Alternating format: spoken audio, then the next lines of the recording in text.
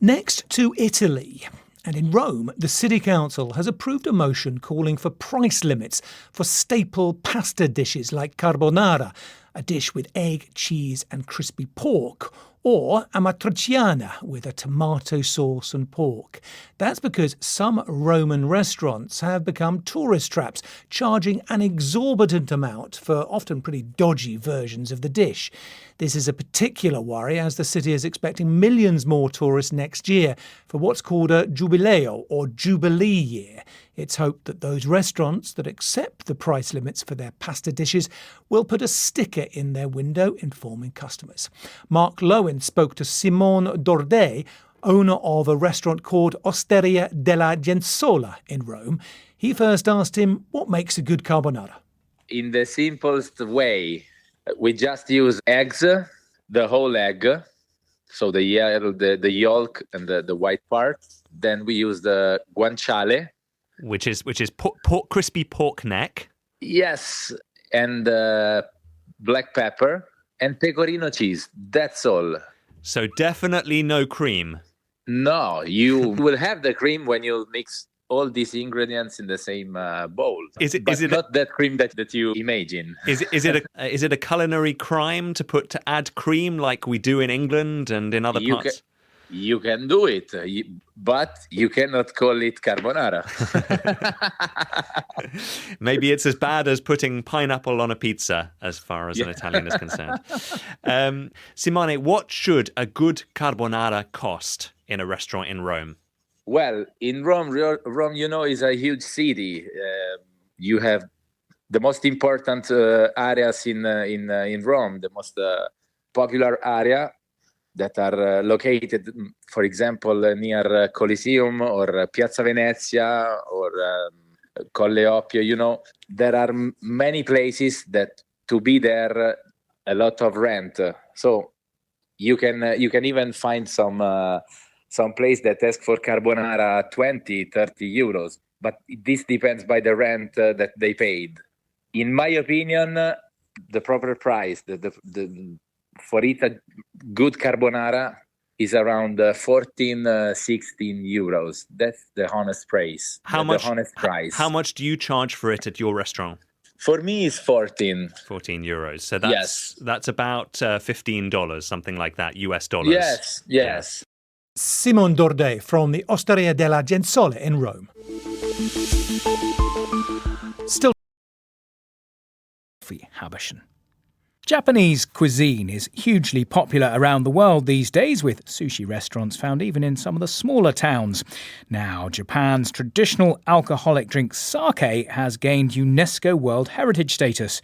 Natsuki Kikuya is a Japanese restaurant consultant here in London. She sat down to a tasting with James Menendez. I think this is a huge monumental news for all the Japanese sake or even international sake makers around the world. I think this would not just only protect the category that's been made in Japan, but I personally think this would recognize the whole culture of sake. It holds lots of history, traditions and customs of Japanese for a long time. So I think that would be a great opportunity for us. What, in your view, then, makes sake so special as a drink? Well, what is its unique character, if you like? Every prefecture of Japan, 47 of them, make sake. I think that really reflects the regionality, the landscapes on the culture of Japan. And it's also been made by koji. It's a type of fungus or type of mold. It's a national mold of Japan, actually, very proud mold. The main thing is it contributes to glucose. That's essential for creating alcohol for the yeast to ferment. But it does also create lots of wonderful flavor profile like umami, very savory, delicious flavor profiles, and kind of chestnutty, nutty characteristic as well. So, okay, well, we have a couple of sakes that we're going to try. And now this first one, you told me that this is a classic sake. There is a sort of mushroomy smell it does. to it. So is that from that mold related. that you were talking about? That's right. And you've also brought in, and I'd never heard of this, sparkling sake. Is that a new thing? Sparkling sake is one of the youngest category, less than 30 years old. Let's open it. Let's see if not gonna... A little hiss there. Oh, we were a bit worried about it going all over the place, and it almost did. And like sparkling wine, is this sparkling sake for celebrations? Is that the association? That's right. Here we go. Well, it's quite fizzy. I mean, there's quite a big mousse, I think you call it, isn't there? Yeah. Cheers. Kanpai. This smells sharper than the classic one. Less of that sort of yeasty smell. Yeah, maybe a bit floral and fruity. Sweeter. Why is it that sake has it diminished in popularity in Japan, but why is it being produced less? What's happened to the reputation of sake in Japan? So unfortunately, in the past 75 or 80 years, it's just constantly declining to one third of what it used to be. It's to do with the modernization of Japanese young culture. So people see sake as what, an old-fashioned drink, do they? Yes, yeah, my grandfather's generation, it was the only alcohol available. But now it's becoming widely, the wines and beer, spirits, all these drinks available. Is it possible that it's more popular, more fashionable in some, Western cities, for example, than it is in Japan? It's growing every year, together with the Japanese restaurants' popularity overseas as well. We have about 150,000 Japanese restaurants overall around the world, which has been tripled within 6 years. And do you think then this designation may give it a boost within Japan? That's what I hope. This is a proud drink of national culture, and I think within the bottle, it really enhances the Japan itself. So really hope the Japanese people realize that it's something that we should be proud of. Natsuki Kikuya. The finely ground Japanese tea is now a global sensation, popping up in lattes, donuts, and even skincare routines from Singapore to San Francisco. But as the demand surges, driven by influencers and post-pandemic tourism to Japan, the supply is struggling to keep up. Ella Bicknell reports. Matcha has been part of ancient Japanese and Chinese tea culture for centuries. But now, thanks to social media, the vivid green powder is a worldwide phenomenon. I start my day off with matcha green lattes. It low-key be hitting different and it gives me energy. Today I'm going to show you the top 5 matcha brands you should try in 2025. Japan is where you get the best matcha in the world. This is where matcha originated from. Why is everyone obsessed with matcha all of a sudden? It's Gen Z in particular who are embracing its earthy flavour, caffeine kick, and its long list of supposed health benefits. But matcha mania is taking a toll on the global supply chain. US-based tea importers have told the BBC that what used to be a month's supply now sells out in just days. That pressure comes at a tough time for growers. Tencha, the shaded green leaf used to make matcha, can take up to 8 years to grow, and recent heat waves in Japan have hammered harvests. There's another problem: the country's ageing population. Fewer young people in Japan are entering farming, leaving many tea fields under threat. American matcha-obsessed consumers can expect prices to increase even further. This week, Washington and Tokyo agreed 15% tariffs on Japanese goods, including tea, entering the United States. With premium matcha harder to find, the Global Japanese Tea Association is urging people to consume it more mindfully. They say high-grade matcha should be savoured in its purest form, not drowned in lattes or baked into muffins. It says promoting awareness of these distinctions will help ensure Japanese tea is enjoyed with respect while supporting its craft and tradition. Ella Bicknell reporting. And we'll be delighted to hear of the role they can play in lowering cholesterol. Chickpeas are a key ingredient in Mediterranean and Middle Eastern cuisines, used in hummus and falafel and much, much more. Now, a study involving 72 people with pre-diabetes suggests that just 160 grams a day of chickpeas can significantly lower cholesterol. Johnny Diamond heard more from the chef, writer and broadcaster Hugh Fearnley-Whittingstall. I'm a massive fan of the chickpea and all pulses and legumes and lentils. And although I've enjoyed them for a long time, I pile into them with greater enthusiasm right now than I ever have. I get this thing about them being really good for us. Then they all are. Chickpeas might be top of the pile, but all these pulses and beans, they're super good for us, full of soluble fibre, healthy protein, but they're also brilliant ingredients. You know, they just go into so many dishes in so many ways. Obviously, there's the hummus, but I mean, wherever you've got a sauce or a soup or a curry, you can stick some chickpeas in there or some beans. I mean, I try to find reasons not to put them in because there's so many things you can put them in.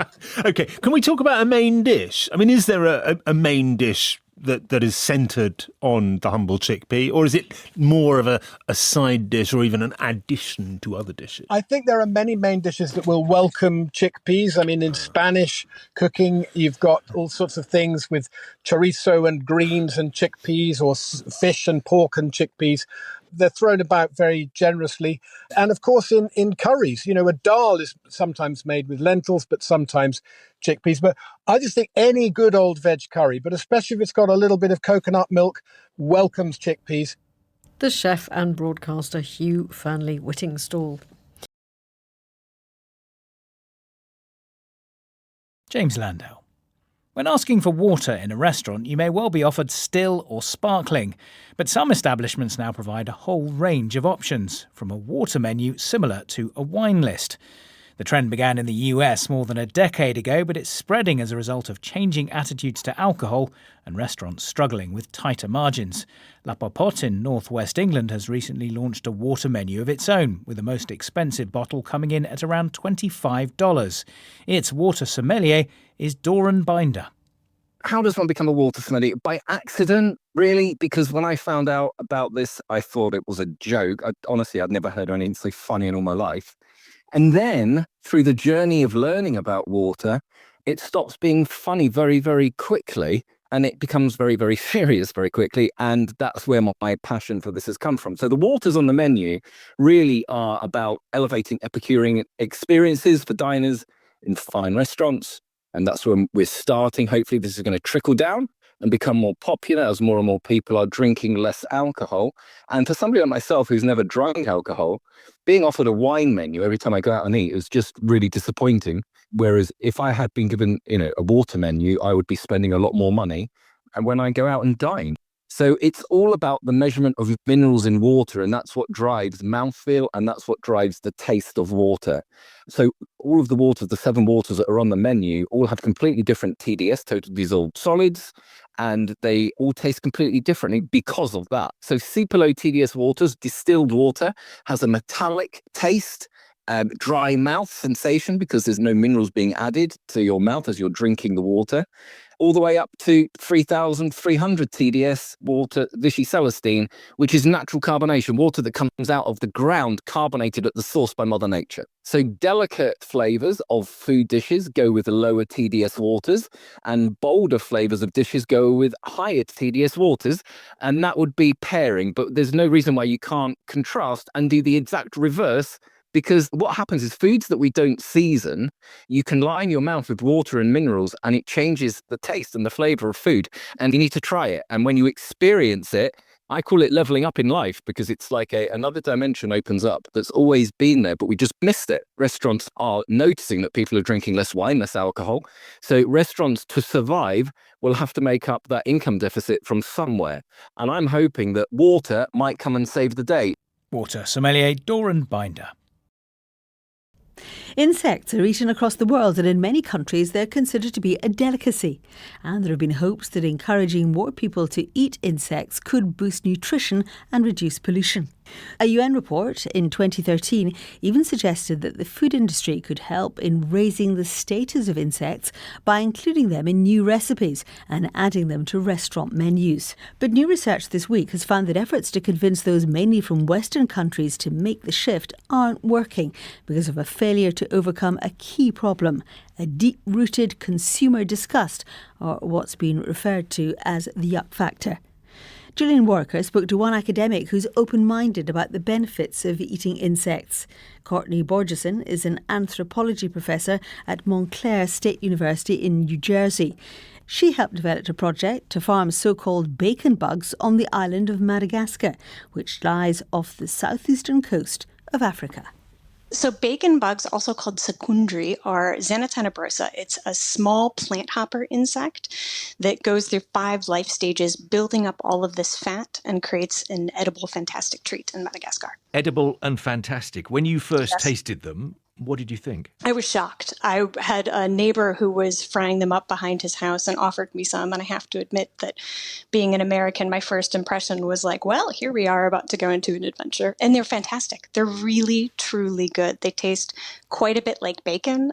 They're crunchy, but they're not crunchy like exoskeleton crunchy. It's really more like that, like a crisp bacon type feel where there's like a little bit of a crunch on the outside from the pan frying that's taken place. And then you've kind of got that delicious meaty texture immediately after. But on the plate, how do they look? So we eat them at the fifth instar stage, which is before any insect has wings or anything like that. So they do look a little buggy, I have to admit, but they don't have wings and their legs kind of fall off when you're pan frying them. So it really is the visuals that's the hardest to get over when you're first beginning to eat them. You're involved in a project to farm them in Madagascar. Tell me about that and what you're looking to achieve. Absolutely. So secundri are a traditional food in Madagascar. People grew up, or at least their grandparents or their parents or aunts and uncles might have gone out harvesting them from wild plants. And they're really quite loved, but they were eaten in a very small quantity. So what we did is we work with local communities who have the knowledge of the host plants, the plants that the secundri themselves eat. And then we work with people to help farm them in their backyards so that they provide a sustainable source of meat that people don't have to rely on endangered species within forests instead. What particular endangered species are being potentially helped here? So lemurs are one of the world's most endangered vertebrates on Earth. And unfortunately, they're still eaten by food insecure communities in rural Madagascar as a source of really important fat and nutrition for pregnant women and children under 5. And when you look at the figures and the numbers of lemurs now being eaten as a result of what's happening with the secundri, can you see a trend here? Is there good news behind what you're doing? It's truly extraordinary because people like the insect so much. If you can increase the abundance of that insect right in your backyard, there's no reason to take all of the effort to go into the forest to hunt an endangered species. So where we farmed this, we can see a very quick turnaround and cut hunting in half within 3 years. Which takes us back to where we were a moment ago, because you talked about how they look on the plate. They look a bit buggy, I think you said. And that's where the line is so clearly drawn, isn't it, for some people in certain parts of the world when it comes to eating something like this? Yeah, I think that Westerners are quite used to not seeing the animal that they're eating on their plate. But I do find that the flavor can overcome that very quickly. And even though the cultural difference is quite clear, where in Madagascar that's not as much of an issue, when I've brought Westerners there, as soon as you taste something and you realize how good it is, you'd be surprised how quickly people overcome that. It's one thing to do it with an expert like yourself in Madagascar. It's quite another, isn't it, to imagine it becoming more of a trend when you're actually in that Western country and it's just not something people do. It is, but I think there's so many foods that aren't something that we do. And I think it depends a lot on the context in which you come across it, right? There's a lot of foods that I've never had, but if someone who I trust, right, and as a friend presents it to me, like you taste it and you discover that you like it, and then as long as it's available to follow up and purchase afterwards and try, and share again with your friends and family, it can really help to overcome that barrier. Courtney Borgerson, Professor of Anthropology at Montclair State University in New Jersey. Now, an unusual theatrical initiative is taking place in London with the new adaptation of a famous musical. Evita, as you may remember, tells the to the consumption of ultra-processed foods, things like crisps, biscuits and even some sliced bread. That's according to a study published in the American Journal of Preventive Medicine, though it didn't establish whether it was the processing itself or the unhealthy ingredients to blame. Our health correspondent, Philippa Roxby, has been looking at the findings and told me first what exactly are ultra-processed foods. I like to think of them as things you eat that don't look like the real food. So they've been processed, usually through industrial processing. Lots of unpronounceable ingredients have been added, either to make them look different or taste better or last longer. Like processed meat, hot dogs, crisps, cakes, biscuits, things that don't look like the whole food, as opposed to something like a real vegetable or a real piece of fruit. Now, what did this study find, and did it tell us anything new about the danger of ultra-processed foods? Well, we already know that a lot of ultra-processed foods are pretty unhealthy. They contain a lot of fat, a lot of sugar, a lot of really unhealthy ingredients. So this looked at past studies in 8 different countries, including the UK, the US, and some South American countries as well, and tried to estimate the dangers of eating too much ultra-processed food in your diet and what that might do to when you die. So they looked at a whole lot of data, number crunched it, and came up with this estimation that the more ultra-processed food you eat, the earlier you are likely to die. But what it couldn't say was it couldn't prove that the ultra-processed food was the thing that caused those deaths. So essentially what it's saying is the more of these things you eat, the less likely you are to be really healthy. Yeah, it may not be the fact that they're ultra-processed. It may be that they've got high sugar, salt and fat, but they're still bad for you. Exactly. They're still not particularly good for you, a lot of these ultra-processed foods, because they contain all these things you're talking about. And we already know that saturated fats and sugars and foods like that are really high in those things are not good for us. They're more likely to cause a whole host of diseases, from heart diseases to type 2 diabetes to some cancers. And if you get those things, they're more likely to kill you earlier. So is it the fact that they just contain all these ingredients we already know are bad for us, or is there something specific about these way these foods are processed that's causing the problem? And we don't really have that evidence to prove that yet. And tell us about the countries that eat the most ultra-processed foods, and perhaps some of those ones which eat less, and what they can teach the rest of us. Interestingly, the South American countries eat much less than European countries like the UK, and also much less than the United States. So in the UK and the US, in this study, they found that nearly half of the calorie intake was down to ultra-processed food. So that's huge when you think about it. Whereas in South America, it's much less. It's maybe less than 20%. And that may be down to the amount of bread that we eat in some parts of the world. In the UK particularly, we're very fond of our sliced bread, and supermarket shop bought bread is ultra-processed because it's had emulsifiers and various other things added to it. In many other countries, they're not so reliant on bread, and they're much more likely to eat fresher bread. Philippa Roxby. A leading international wine organisation has warned that climate change is amplifying challenges the industry already faces. 37 countries that belong to the French-based International Organisation of Vine and Wine are calling for measures to mitigate climate change and biodiversity loss. Our Europe Regional Editor Danny Eberhard reports. The wine industry faces several significant problems, including a slowdown of international trade and changing patterns of consumption. But climate change is playing havoc too. Just ask wine growers in countries like Australia, Morocco and those in Mediterranean Europe. Vineyards can be damaged by extreme weather events linked to climate change, floods, droughts and hail. Milder winters can mean vines bud earlier, leaving young growth vulnerable to spring frosts. Extreme conditions can also affect wine quality. One measure the nations recommend is preserving different varieties of vine. These could give growers more options in a changing climate. They note too that wine regions may shift geographically in the mid to long term. The thought of Britain or Sweden one day being a major competitor is enough to make any self-respecting French vigneron mutter fruitily into their glass. To Vietnam now, where one man has been travelling with an unlikely companion. Nguyen Viet Vinh set off from the country's southern tip, aiming to walk the 2,000 kilometres to the most northerly point near the capital, Hanoi, with Donna, his pet goose. Our reporter in Hanoi, Na Pham, told me more. They've been travelling for over a year now, but only in the last 2 months or so, they became the talk of the town, literally, because they passed through an area where the goose decided to have a break. It got really tired. So the owner, Nguyen Viet Vinh, but everyone called him Anh Tí, which is a very kind of popular, endearing name for Vietnamese men. He decided that they should take a break as well. So that people came to speak to them, and in Vietnam, TikTok was very popular. So they recorded him and the goose, and it went viral. Mr. Tí actually explained how he got the goose. I happened to buy some goose eggs to eat, but one hatched. So now I suddenly have a gosling. It wasn't intentional, but here we are. I think it's fate. He used to be a businessman, I learned, but he was quite disappointed with the business he was doing.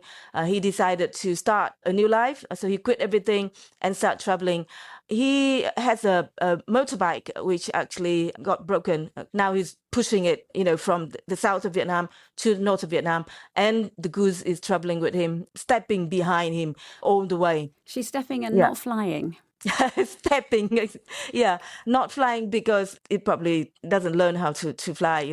Being lived with a man for so long. The man actually made several pairs of really cute tiny boots for the goose. It broke quite a few pairs, so he kept getting people making boots for the goose.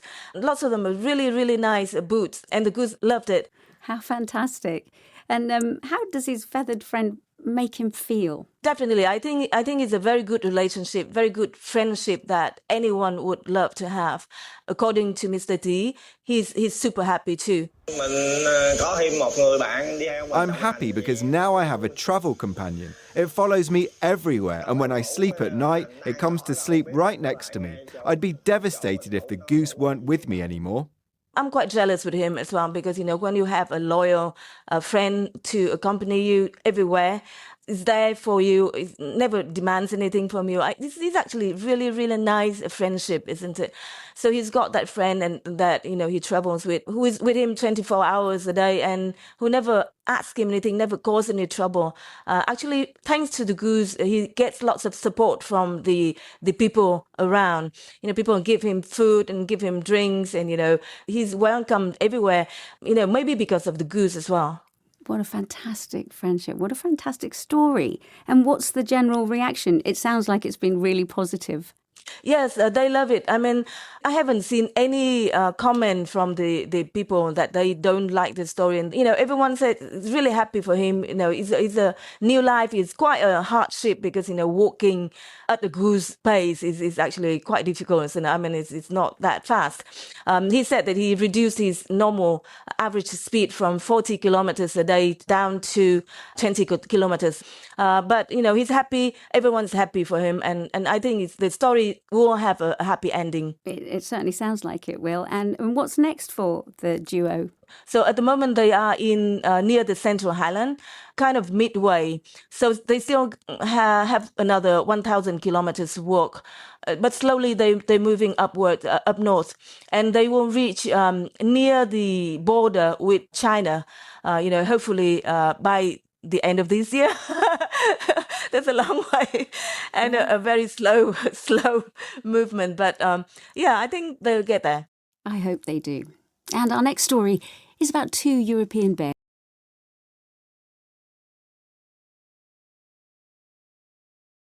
And our next one is no different. Max Hunty is a member of the British group Dream Boys.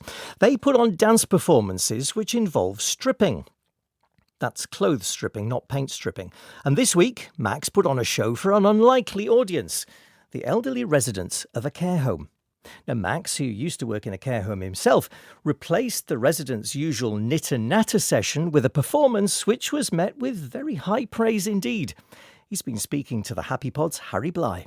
Just because somebody is older, it doesn't automatically mean that their brains and sort of their intelligence should be questioned, because it absolutely shouldn't.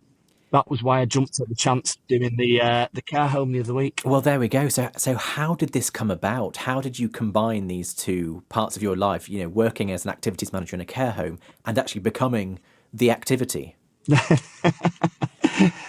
I have seen over the years from doing stage shows, ladies screaming at the guys on stage. The funny thing is, it's always the older ladies who end up having the best time, because at the end of the night they are always the ones that come over to me and the lads and say, what that wasn't like what I expected. And you've one of the most lines that I hear is, I feel young again, you've helped me relive my youth. And that is really special to us as performers.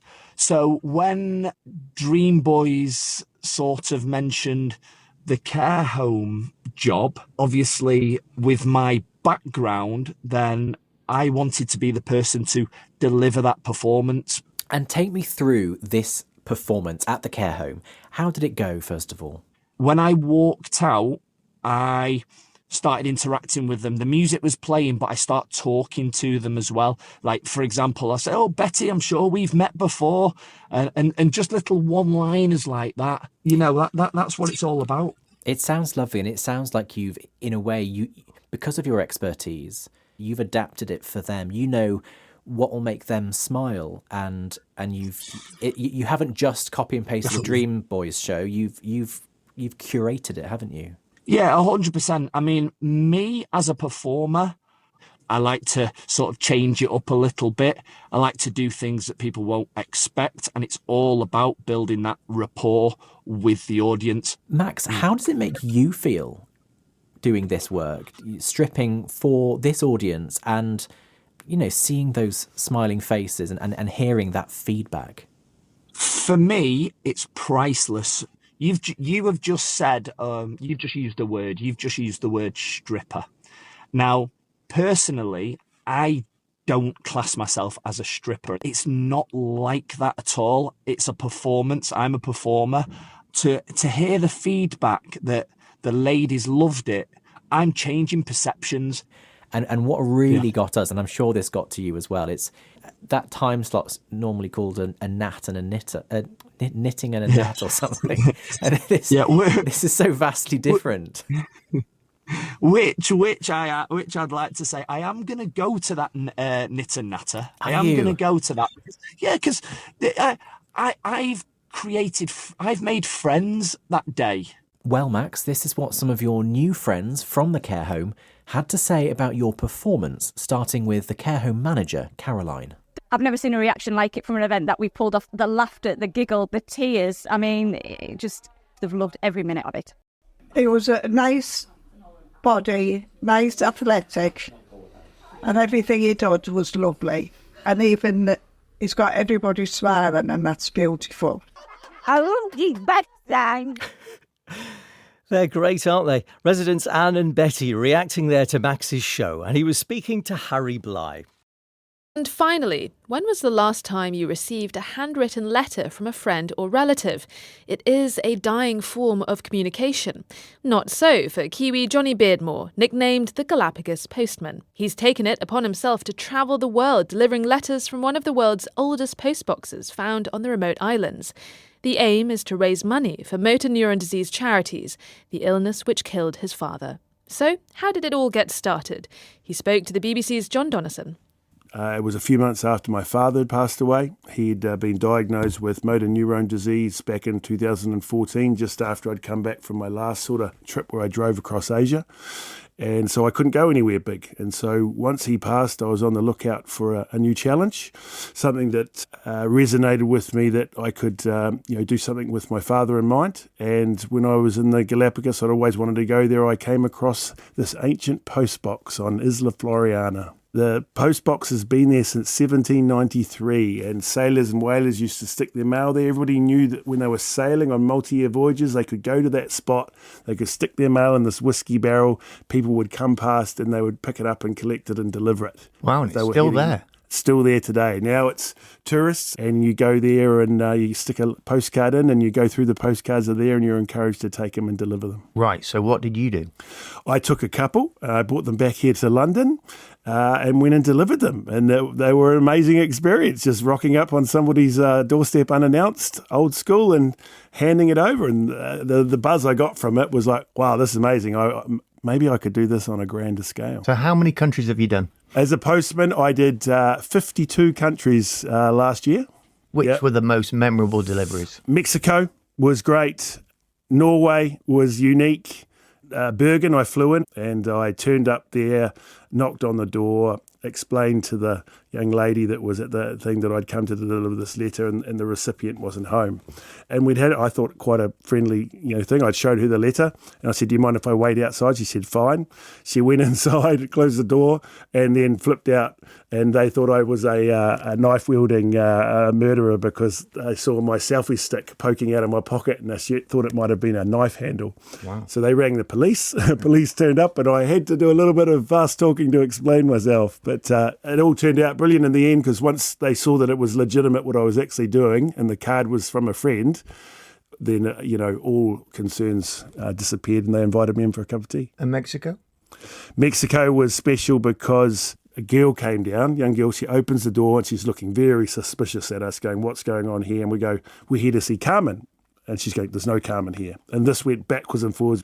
We showed her the card, and instantaneously her entire demeanour changed from one of suspicion to one of joy, because she'd actually written the letter, so she recognised it, and it was a letter to her mum thanking her for allowing her to follow her dreams, because she'd been in the Galapagos on a volunteer work placement in nature, and her mum had fallen and had a hip replacement operation while she was away, and she wanted to come back, and Mum said, no, stay, finish, this is your dream. And she was writing a letter to say thanks. And she opened the door.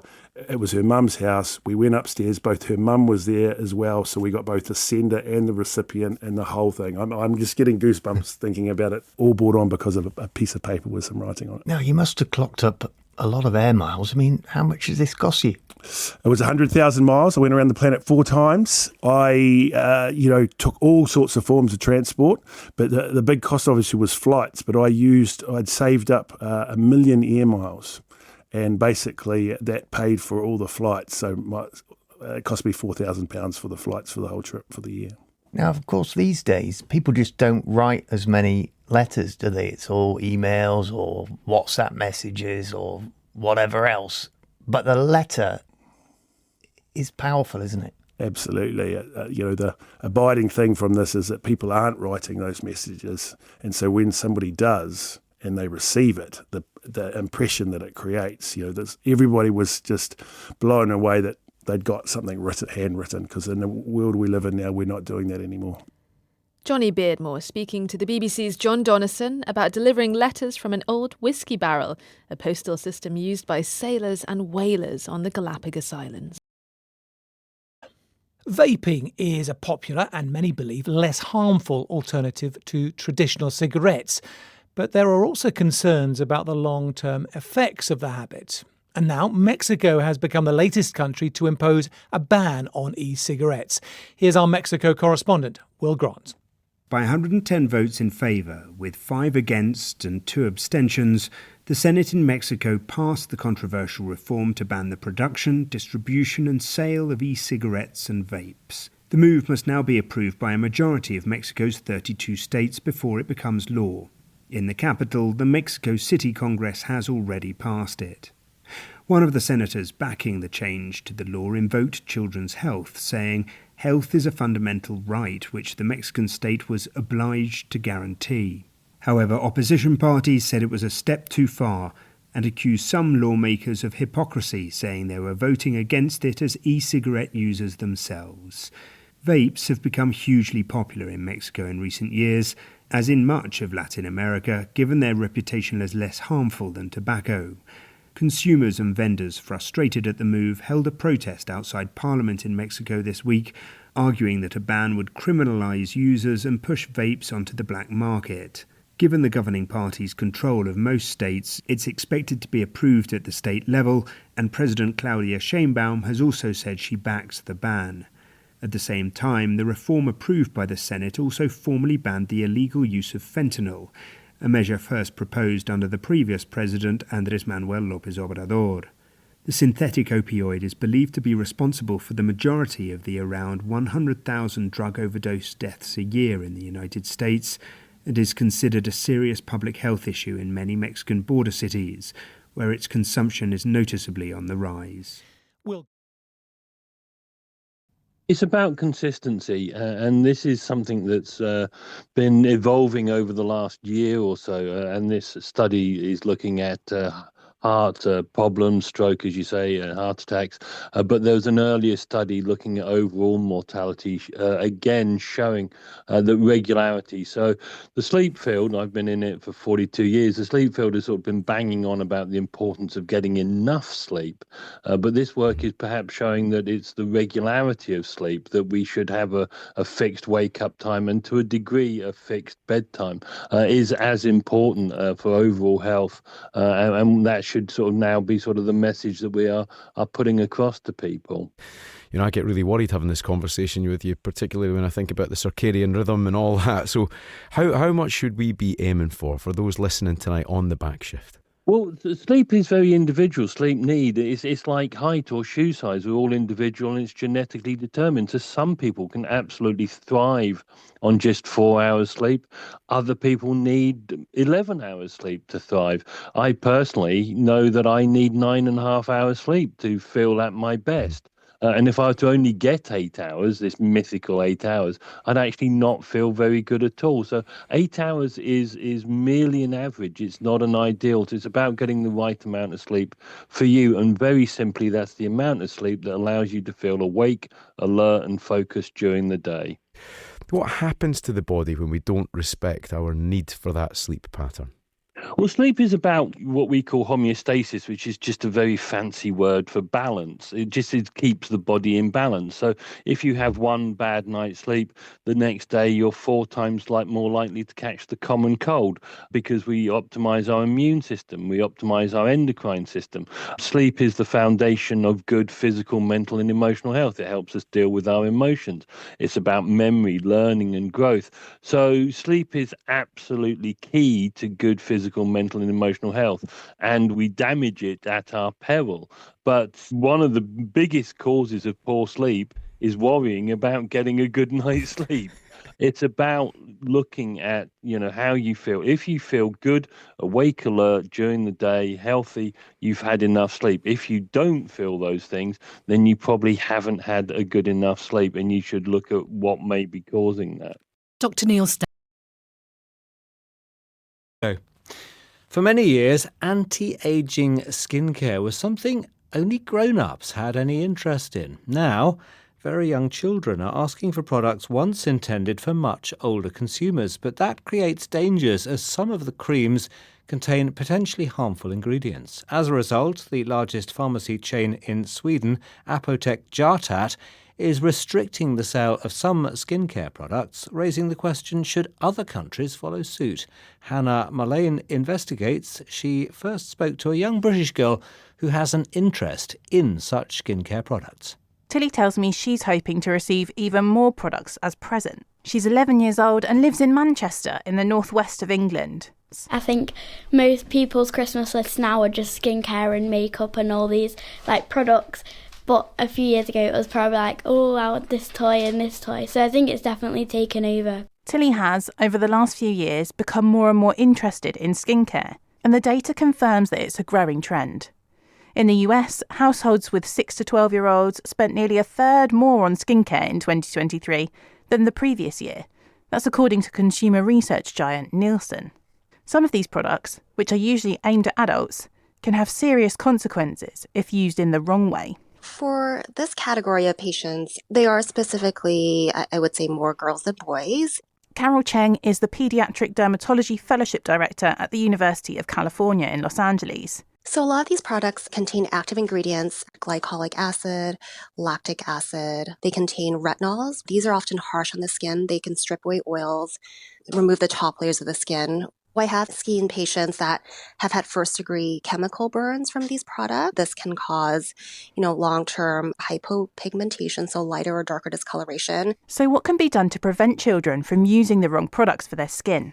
My name's Monica Magnusson, and I am the CEO of Apotek Hjärtat. Hjärtat is the leading pharmacy chain in Sweden, so we have just about 400 pharmacies. Monica's pharmacy hit the headlines earlier this year when it announced it was going to put age restrictions on some of its skincare products. The plan was that children who were under 15 would not be allowed to buy skincare products meant for adults.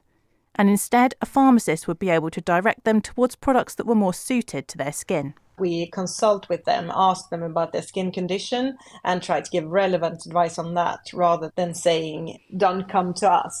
The age restriction could be one solution in a controlled environment like a pharmacy, but it's much more difficult when buying online or in big stores.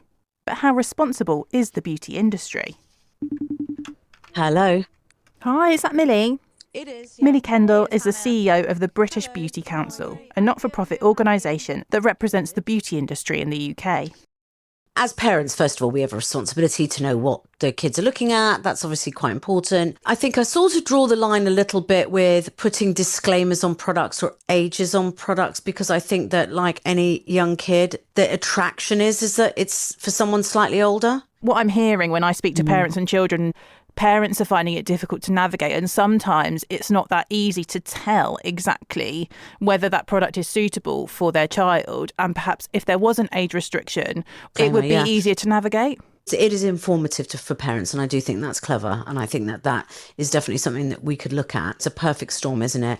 The parents need to be aware of what's in these products. The kids need to be watching content creators that are a little bit more informative. The retailers need to be a bit more responsible. Everyone needs to be responsible at the same time. With social media now such a big part of so many young people's lives, it seems that the pressure for perfect skin is going to be hard to resist. That report by Hannah Mullane. Millions of people around the world have just finished Dry January, giving up alcohol for a month as a New Year resolution. For those who switch to alcohol-free beer, there could be added health benefits compared to having soft drinks and even water.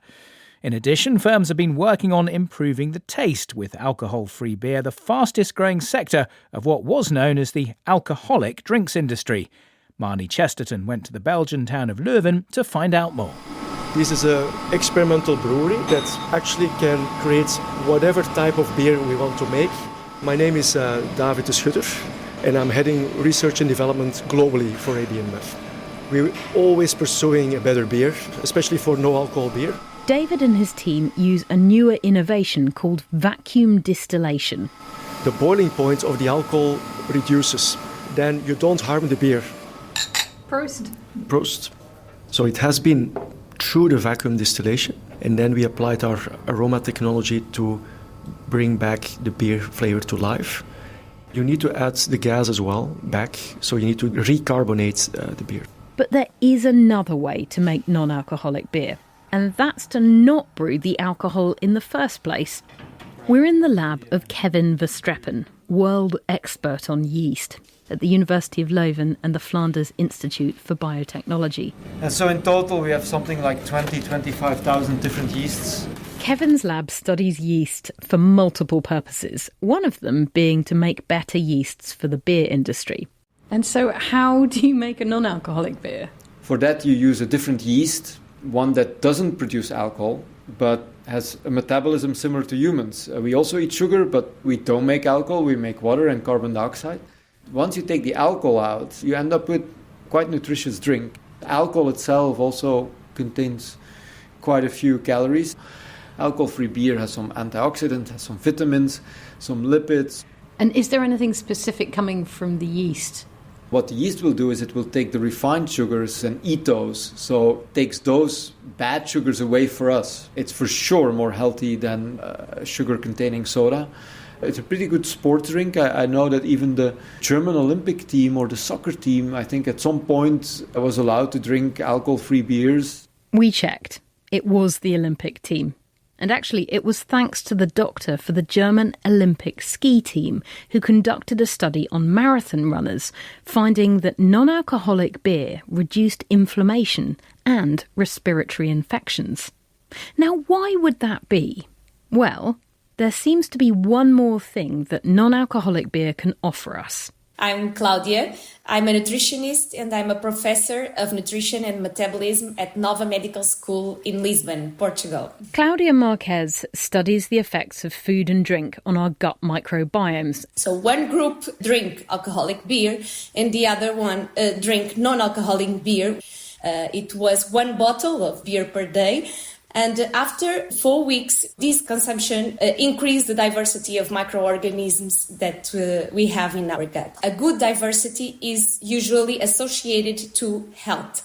So what's in beer that's helping diversify our gut microbiomes? Polyphenols can be responsible for these effects. Polyphenols are chemicals that we found in plants. We feed the good bacteria instead of feeding the bad bacteria. They can also have other properties such as anti-inflammatory effects. We probably need more research looking into these polyphenols to really understand the health benefits of non-alcoholic beer. Cláudia's study is just the beginning. Modern non-alcoholic versions are a better brew, taste-wise. They also have fewer calories than beer and offer the chance to socialise in a drinking culture without drinking pints of fruit juice or sodas. They might even have the edge over water, thanks to the polyphenols that feed your gut microbiome. Marnie Chesterton, and you can hear more about non-alcoholic beer on Crowd Science, wherever you get your podcasts.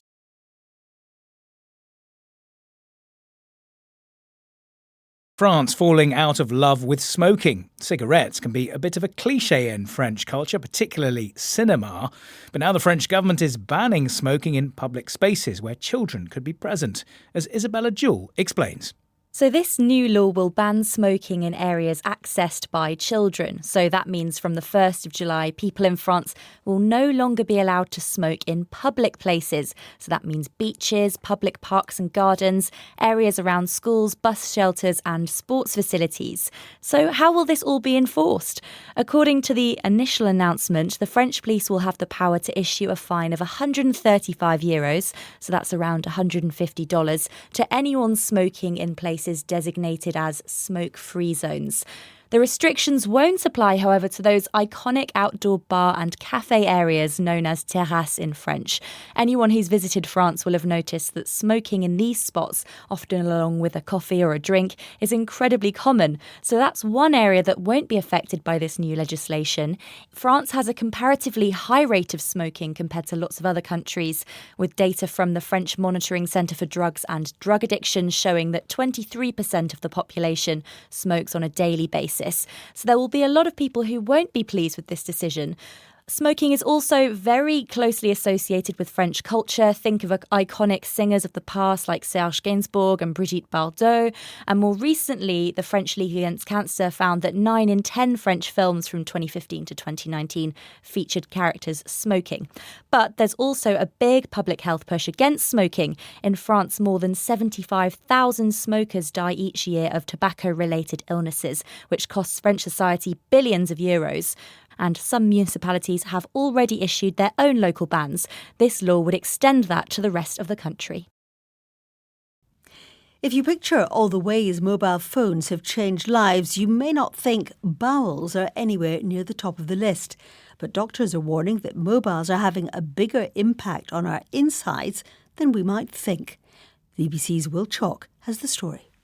In a first for my once relatively glamorous journalistic career, I've had to come to the toilet to record this piece because it's all about how we pass our time when we're sitting on the loo. And one habit in particular. Nell's got a remembrall. That's your £36 model. Hello, excuse me. Namely, scrolling through apps like TikTok on our phones. Scientists at the Beth Israel Deaconess Medical Center in Boston in the US analysed the toilet habits and bowel health of 125 volunteers. They found toilet scrollers were 46% more likely to have hemorrhoids than people who left their phones outside. Why? Well, put simply, it's because they're incentivised to sit there longer. They found 37% of phone users spent more than 5 minutes on the loo, compared to 7% of those without one. The longer you're on the toilet, the more pressure it puts on your anal tissues. Chris Challand is a colorectal surgeon in Sheffield, in England. Part of that is just the design of the toilet, that while you're sitting there for a long period, there's nothing actually supporting your pelvic floor. So all of the weight and the gravity of while you're emptying is passing straight out through you, hence increasing the risk of piles developing. Now, I'm not actually old enough to remember this, but I am reliably told that before phones, people would often take a book or even a newspaper with them to the toilet. So what's changed? Ellie Cannon is a doctor in London. The phones are designed to be addictive. So they are designed to do this sort of scroll refresh thing, and you always get something new, so you have another quick look, so they're is addictive as a one-armed bandit in a casino. So we're sort of fighting that. So I don't feel sort of too blameful of all of us as humans. The participants in this study were all aged 45 or over, and the researchers say amongst the younger generations, nearly everyone they asked said they take their phone to the loo. So they think this problem is only likely to get worse in the future. Luckily, there's a solution. The study's authors say setting yourself a 2 TikTok limit per toilet trip should do the trick. In the words of one of the doctors, when you go in, you have just one job, and you should focus on that job. If the magic hasn't happened within 5 minutes, take a breather and come back. Now you know. Will Chalk reporting. Now, if you find it hard to go to sleep, this next item may help. And the secret is, no, not listening to this podcast, I hope, but wearing socks in bed. A video on TikTok from a doctor in America saying people who wear socks in bed fall asleep faster has been viewed more than 3 million times. Dr. Lindsay Browning is a sleep psychologist. So the reality is, as we fall asleep, our core body temperature needs to drop. Along with our melatonin, we start producing melatonin to help us feel sleepy, and our core temperature, our body temperature needs to drop a bit. Now, if we are too cold or too hot, we find it harder to sleep. So wearing socks in bed in the winter, especially if you're finding it hard to pay the electricity to warm your house enough, wearing socks in bed can really help with you to regulate the temperature, because if you're too cold, you're not going to fall asleep. But also, if you wear socks, then what can happen, a small effect really, but it'll increase the vasodilation, the dilation of the blood vessels, which means there'll be more blood flowing to your extremities, which can help with that heat loss process. So there is a little bit of science to suggest that wearing socks in bed might help you to speed up that sort of core body temperature drop. If you make it part of your bedtime routine, for example, we all know that if you do the same kind of things before bed, if you use the same lavender pillow spray before bed, or you read the same kind of book, or you listen to the same music, doing the same thing before bed can help to signal psychologically to your brain that sleep is coming. All good tips there. Dr. Lindsay Browning, sleep psychologist. Now, it might not surprise you to hear that sunshine seems to make people generally feel better. Perhaps more surprising is that mornings tend to be a good time for your mood. A large-scale new study carried out by researchers at University College London shows that people feel at their best during certain times of the day and on certain days of the week. One of those researchers, Daisy Fancourt, explained to Celia Hatton what they uncovered. We've been looking at data from over 50,000 people who've contributed over 1 million observations between them. And what we've found is that there's a really clear time of day that many people feel better, and that's first thing in the morning, typically between about 6 o'clock and 10 o'clock in the morning. People also have a little bit of a peak towards the early evening, but after about 8 o'clock in the evening, I'm afraid it's a bit of downhill. And were your findings affected at all by the day of the week or the month of the year? Or was it really just focused on the time of day? Is it always mornings that are better? We found that this pattern is pretty consistent across all the days of the week and times of the year. But we actually found that on the weekends, these effects are really heightened. So people are even happier, even fewer depressive and anxiety symptoms first thing in the morning. And we also found that during the summer months, the overall levels of all of these results are better across the day. That certainly makes sense, that, you're just naturally happier when it's sunnier. Can you tell me more about the people who took part in this study? Did you find any variations in age? Were retired people just as likely to feel happier in the mornings, for instance? So this was a really interesting sample because it was people who were actually taking part in research during the COVID-19 pandemic. So they were contributing data every single week throughout the first 2 years of the pandemic, which is why we've got such rich follow-up data on them. It also meant that we had a really clean period when people were in lockdown, so not necessarily going to work, and there was a disruption of their usual patterns. And in fact, we were still seeing this same variation across the day, what we call a diurnal variation, even in those periods when people's lives were very disrupted, and even when people weren't actually working in those periods. And noticeably, we were finding that this result isn't actually affected by daylight. It's not to do with when the day is getting lighter or darker.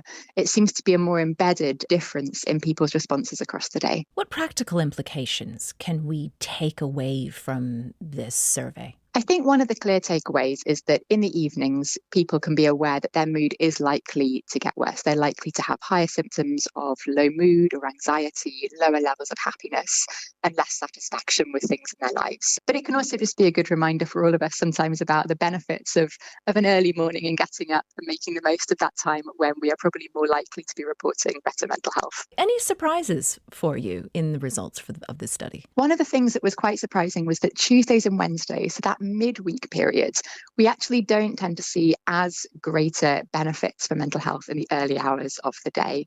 And this could be that because if people are working by that time in the week, you are quite into the rhythm of things and perhaps not feeling quite so optimistic. There's still a while to go before you get to the weekend. So that can be another thing people can be aware about, is that Tuesdays and Wednesday mornings, they might not feel quite as good as other days of the week. That was Daisy Fancourt from University College London.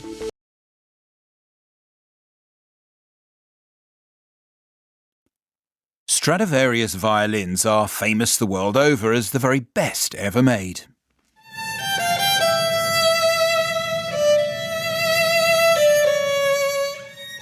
With the price of a Stradivarius usually in the millions, most musicians can only dream of even being able to touch one. But now visitors to a museum in Italy can come close by holding a 3D printed model that's a precise copy of the real thing. The replica has taken 10 years to perfect, and it was apparently made to encourage blind and partially sighted people to start playing the violin. Marco Malagodi is head of the Arvedi laboratory at the Museum of Violins in Cremona. The Happy Pod's Abiona Boyer started by asking him what was so special about the Stradivarius sound. The sound of Stradivari is quite different and it depends by the violin you are using. But in general, we can say that the Stradivari has a power in sounding. My understanding is that you and the team have been working on this project for 10 years. Tell me more about why it was so important for you and for the team to complete this. The first advantage that we can get is the conservation of those instruments, because we can study them, but we can leave them in the case of the museum. But at the same time, we started to study the shape, and we could use to comparing different musical instruments in the shape of the violins. This is very, very important for violin makers that today are working in Cremona. So this 3D Stradivarius is pretty accurate to the original thing. Does that mean that this can be played as well? Not today, because we printed with a synthetic material now. And the first use that we can do with this model is to let the violin makers touch it, have it, and use that information in making a wonderful and high, more performant violins. And we are working now in using for the printing of the violin exactly the same material of the violin. So we will see probably in the future we can do it. So how will this 3D model inspire visitors who come to the museum and come to see it? The visitors and the violin makers that will come in the museum, they can touch it, they can see it, they can take a picture.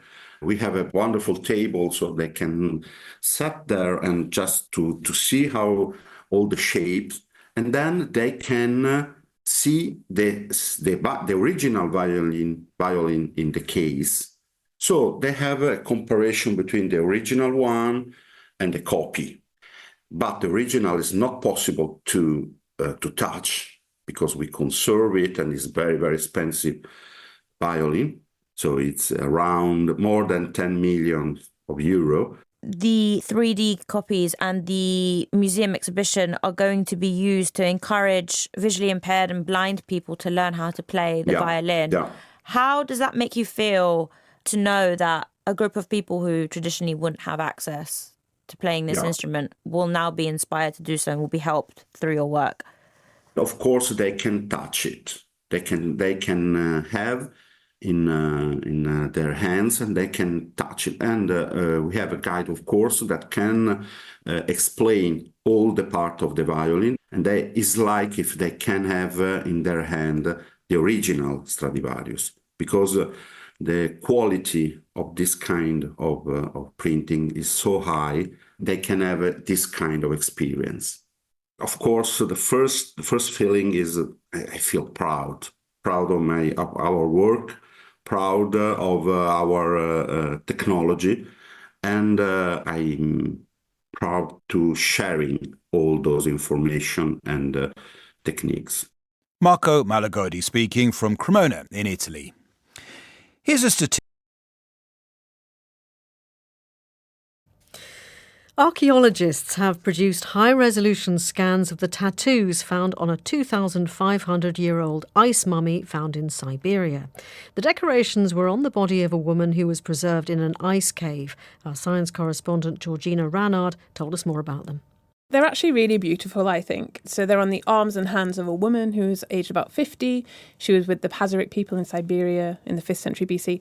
And on the pictures from the scan, you can see these really thick black lines. They're quite large. And then the tattoos were a mixture of wild animals battling. So there's leopards encircling a stag. The stag's got kind of long back legs and antlers. Another tattoo shows this mythical creature, the griffin. So it's half lion, and then it has the head and wings of an eagle. But my favourite one actually is this tiny little rooster with a long neck, and that was on her thumb, which they said sort of shows her flair. They are very beautiful. What do we learn from them? So we knew these ice mummies existed from these caves that were found in the 19th century, but these scans are the first time they've seen the tattoos in sort of very crisp detail. And they worked with a modern tattooist who himself decorates his own body with these ancient decorations. And his conclusions mean they think they penciled the design onto the skin first and then used needles probably made from animal bone. So it's really rare to get this level of detail from an ancient culture. And the archaeologists are delighted. So we spoke to Dr. Gino Caspari from the Max Planck Institute about his work. What I hope people take away from it is kind of an increased sense of respect and awe for the people back in the day. Tattooing is a practice that's very important for a lot of people around the world today. And back in the day, it was already a really professional practice where people put a lot of time and effort and practice into creating these images, and they're extremely sophisticated. So, Georgina, how does this art, this technique, compare with modern tattoos? So on first glance, when you look at the pictures, I think they don't look too different from what you would expect. I think some people think tattooing is quite modern, but lots of cultures around the world, indigenous cultures, have done it for centuries, and clearly we know that they've been doing it for thousands of years. So you would think, oh, well, probably a modern tattooist could do this quite easily. But actually, they think that these were quite difficult techniques called hand poking, where they're sort of obviously doing it by hand and sort of incising into the skin. And if you think about the conditions they were working in, they lived on the Central Asian steppe, probably very cold and windy at times of year. And these needles were made from animal bone, so they would have needed to be really careful about the risk of infection. You know, we know that when you tattoo, there can be blood. So I think it was probably a far cry from the sterilised tattoo parlours we think about today. That was Georgina Ranard. And if you'd like to see those images, do take a look on the science pages of the